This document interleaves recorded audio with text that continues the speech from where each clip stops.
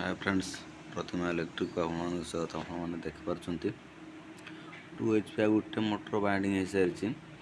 तो यार मु चेन बाइंडिंग करनी बास्केट बाइंडिंग कर बास्केट बाइंडिंग बोलते आप देखिपार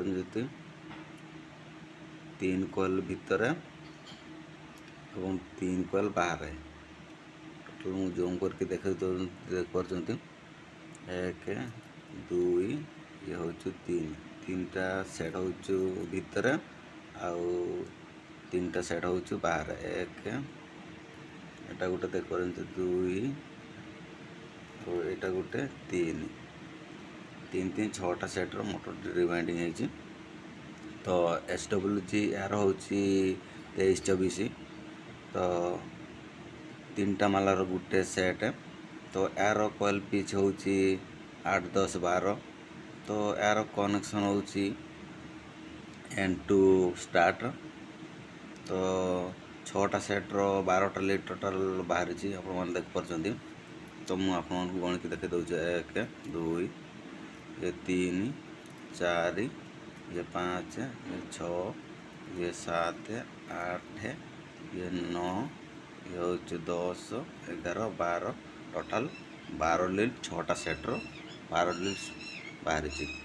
तो यार कनेक्शन हम आमना सामना माने आमना सामने आप देखिए एटा आउ एटा भीतर एटा बाहर कॉइल एवं भीतर कॉइल कनेक्शन हम।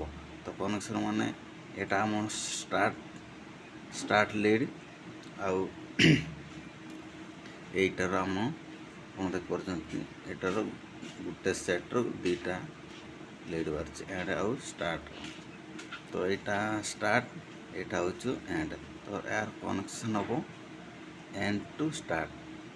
तो यही कॉलर तार पूरा सीधा यहाँ सतर कनेक्शन हम यहाँ हूँ तार एंड लीड।